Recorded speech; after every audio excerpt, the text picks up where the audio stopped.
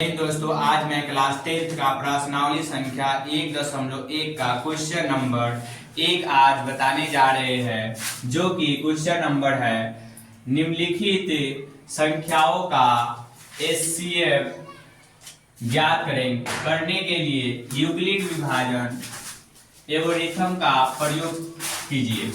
जो कि इसमें एल्गोरिथम का प्रयोग करना है। तो सबसे पहले क्वेश्चन नंबर 1 है 135 और 225 का। तो सबसे पहले यहां पे हम लोग लिखेंगे हल। जो इस क्वेश्चन में जो सबसे बड़ा होता है उसको हम लोग ए मान लेंगे। ये ए यानी कि भाज्य बोलते हैं। ये यानी कि क्या? भाज्य। ये मान लेंगे कितना का?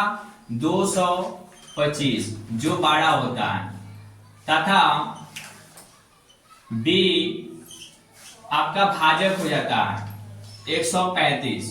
हमको बोल रहा है क्या? यूक्लिड विभाजन एल्गोरिथम का प्रयोग करना है। तो लिखेंगे इसलिए यूक्लिड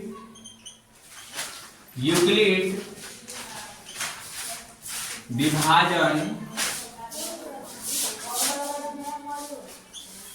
एल्गोरिथम।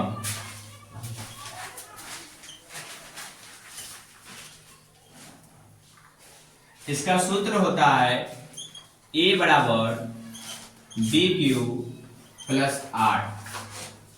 तो A यानी कि भाज्य हमको मालूम है, यानी कि होता है फॉर्मूला भाज्य बराबर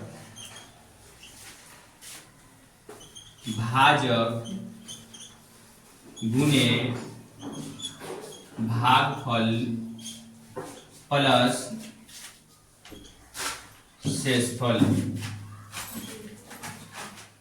और ये का मतलब जान गए आप लोग कि ये मतलब भाज्य होता है, बी यानी कि भाजक होता है, क्यू यानी कि भागफल होता है, आर यानी कि शेषफल होता है। तो इसी को हम लोग बोलते हैं यूक्लिड विभाजन एल्गोरिथम। तो ए हमको मालूम है कितना है? 225 बराबर बी यानी कि भाजक मेरा कितना है? 135 गुने क्यू और आर, यानी कि हिंदी में बात किया जाए यानी कि भागफल और शेषफल हमको नहीं मालूम है। तो हम लोग क्या करेंगे, यहां पे रॉक में देखते हैं 225 135 225 में पहले भाग लगाएंगे और कितना बार में लगेगा। तो एक बार में लगेगा 135 और घटने के बाद आ जाएगा आपका 90, घटाने के बाद घटा। तो इसको हम लोग बोलते हैं बी, और हिंदी में बात किया जाए तो भाजक। इसको बोलेंगे ए यानी कि भाज्य। इसके बोलते हैं क्यू यानी कि भागफल। इसको बोलेंगे आर यानी कि शेषफल। तो हमको क्या मालूम है? भाज्य और भाजक मालूम है, हमको नहीं मालूम है भागफल और न शेषफल। तो जितना बार में लगता है वही आपका भागफल हो जाता है, यानी कि Q। और जितना बार में लगेगा और घटने के बाद जो संख्या आता है वही आपका R यानी कि शेषफल हो जाता है। तो मेरा कितना बार में आया? 1 बार में लगा, यानी कि भागफल आपका 1 हो जाएगा, और प्लस शेषफल घटने के बाद कितना आया? 90, यानी कि 90 हो जाएगा आपका शेषफल। चलिए इसको चरण नंबर 1 मान लेते हैं। चरण नंबर 1 मान लेते हैं। अब चरण नंबर 2 में सबसे पहले करेंगे क्या कि अब इसको थोड़ी देर आप भोर पर आ जाइए। ये जो कहानी था आप इसको भोर पर आ जाइए। इसको मिटाते हैं। आप जैसे HCF बनाते हैं HCF वैसे ही। तो अब 90 में 135, तो 90 में ए। अब ये आपका बी हो जाएगा यानी कि भाजक। अब ये आपका ए हो जाएगा यानी कि भाज्य, और जितना बार में लगेगा पहले यहां पे सजा लेते हैं, यानी कि आपका ए कितना हो गया 135,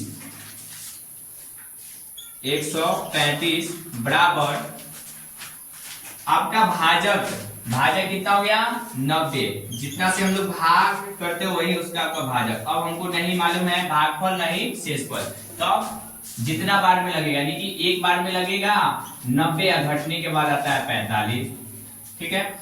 और उसके बाद मेरा यानी कि Q यानी कि भागफल मिल गया, ये आपका शेषफल, शेषफल। तो यही दो को मालूम करना था, यानी कि भागफल कितना बार में लगा 1 बार में लगा, तो 1 आपका हो जाएगा भागफल और प्लस शेषफल, शेषफल कितना हो गया 45। उसके बाद चरण नंबर 3, तो